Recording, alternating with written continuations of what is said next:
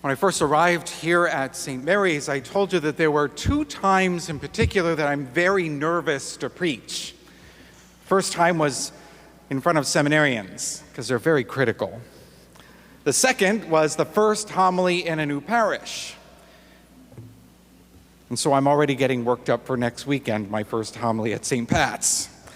In fact, I know that some of them are spying on us right now via the internet. And don't worry, I've been spying on you on your Facebook page as well.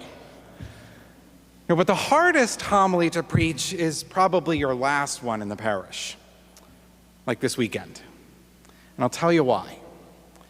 Remember, a number of years ago, I was still a young assistant priest, a parochial vicar, and someone asked me, "Father, is it hard to move from parish to parish whenever the bishop says it's time to go?"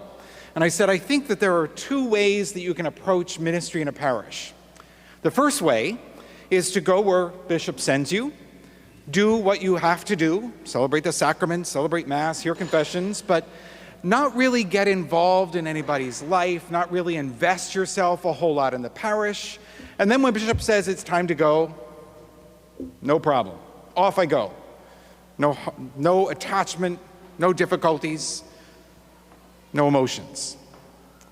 And then there's the other way. You can go into a parish, pour your heart into it, get involved in everyone's lives, fall in love with the people in the parish, and then when the bishop says it's time to go, have your heart ripped out. Well, I kind of prefer the second way, although it's harder, because it really is who I am as a priest, to fall in love. And that's really what this weekend's readings are all about. Which commandment in the law is the greatest? Jesus is asked. And the response? You shall love the Lord your God with all your heart and all your soul and all your mind. And the second, love your neighbor as yourself.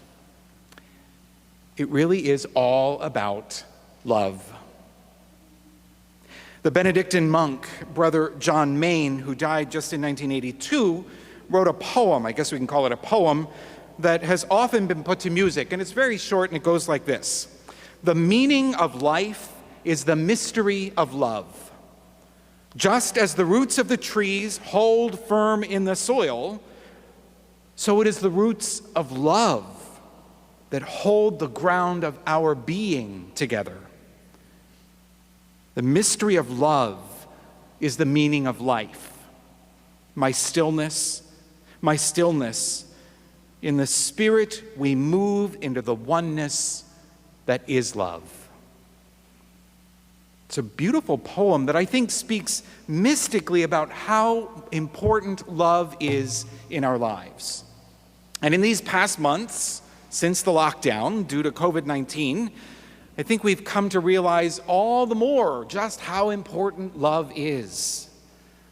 Love as an experience of friendship and closeness as we've been separated from one another, from our loved ones who maybe are hospitalized or in nursing homes or sick, from our friends, from our classmates, from our coworkers, even from our fellow parishioners. Our isolation has perhaps helped us to realize once again that the mystery of love truly is the meaning of life. And very closely related to love is happiness. Even in our opening prayer, the prayer said something like, God, help us to follow you so that we can receive the promise, what you have promised us. And what does God promise us? That we will be happy. He promises happiness. So when will we find it? When we fall completely in love with God. If we are not seeking God with all our heart and mind and soul, true happiness is unattainable. It will remain only a dream that is never experienced, never realized. Conversely, sadness, where does that come from? Egoism, a search for comfort, careless neglect of God or our neighbor or our fellow human beings. In short, sadness comes when we live our lives for ourselves and not for God. But joy, Where does joy come from? From following God and loving God with above all else and loving our neighbor as ourselves. Joy has to be part of our Christian lives. In his very first encyclical called The Joy of the Gospel, Pope Francis wrote this: "There are Christians whose lives seem like Lent that never seems to arrive at Easter." Living our lives as Christians is necessarily filled with joy. Living our lives with God must necessarily fill us with joy. On the contrary, while there are many joys in this life, looking around at our world, we don't experience a lot of joy. Rather, fear and bickering and division and death and pandemic and economic concerns and fears, so many things that rather than filling us with joy, fill us with anxiety. How have we gotten here?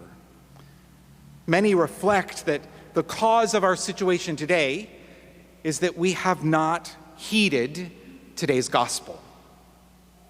You know, the Pharisees really are not that interested in what the greatest commandment is. Rather, they're testing Jesus to see if he knows all the intricacies of the Jewish law.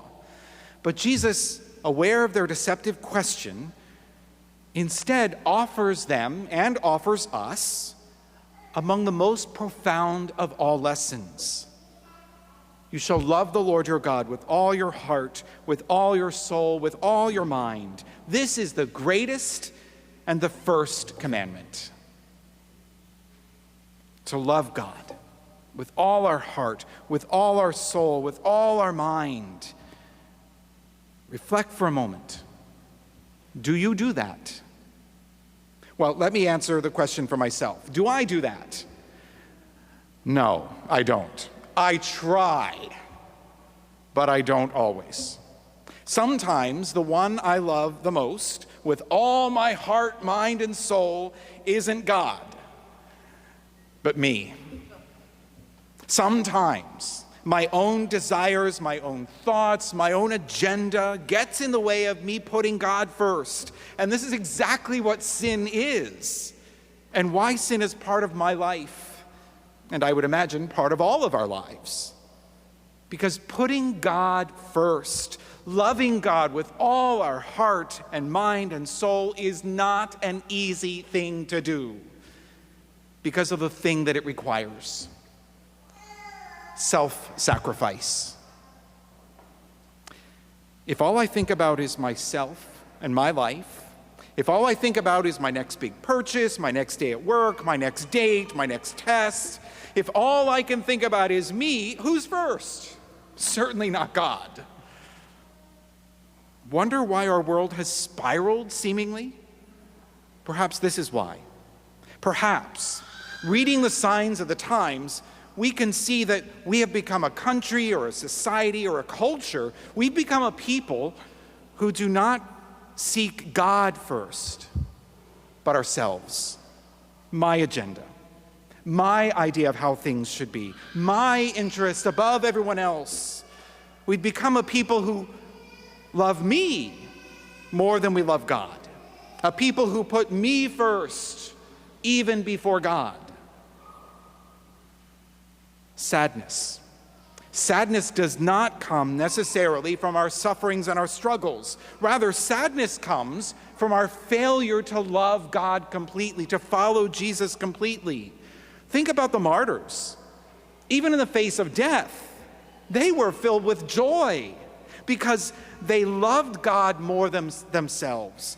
They thought of God more than they thought of themselves. They trusted God more than they trusted themselves.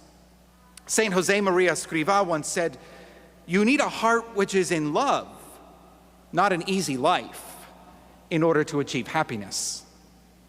In fact, what is the first byproduct of love? Happiness, joy. Look at a newly married couple. Could they be happier? Look at a couple after the birth of their child. Could they be happier? Look at a priest or a deacon after he's ordained. Could they be happier? Or a martyr. when he or she is about to be killed for their love of God? Could they be happier? Today's gospel, more than just the Pharisees trying once again to trip Jesus up, today's gospel is an invitation to every single one of us, an invitation to love God with all our heart, with all our mind, with all our strength, and in that love to discover true joy. But love and joy are not far from charity, but an effect of it. And so Jesus gives the second part of the response to the Pharisees. Love your neighbor as yourself. Our charity, our love for others, our concern for others has a direct impact on our joy. What do we hear in the first reading from Exodus? You shall not molest or oppress a resident alien. Do not wrong the widow or the orphan. Might we add the unborn? Do not oppress or take advantage of the poor. If we love ourselves more than these, danger. But if we love others and their comfort, their dignity, their rights more than my own, then we will find joy. Truthfully, if you want to know how united you are with God, measure how joyful you are, in good times and in bad. Am I sad to leave St. Mary's? Yes. But am I filled with joy? Yes. Because I love God. I try to love God with all my heart and all my mind and all my soul, following God's plans, going where God wants me to be, while often difficult, fills me with joy. And we are all about to be filled with the greatest act of charity that ever was. We are about to come forward to be nourished by Christ's body, his very body, given on the cross for us out of love. Here on this altar, in this tabernacle, is the proof that love of God over love of self will bring joy. Because Jesus' love for God the Father led him willingly to the cross. And his self-sacrifice on the cross brings us the greatest joy and the most intimate union with God. Are we joyful at every moment? No. We're humans with emotions and trials and struggles. But if we strive to love God with all our heart and mind and soul, if we love our neighbor more than ourselves, we will discover the most profound joy there ever was. The meaning of life is the mystery of love. Just as the roots of the trees hold firm in the soil, so it is the roots of love that hold the ground of our being together. Let us strive to love God completely and to love our neighbors as ourselves.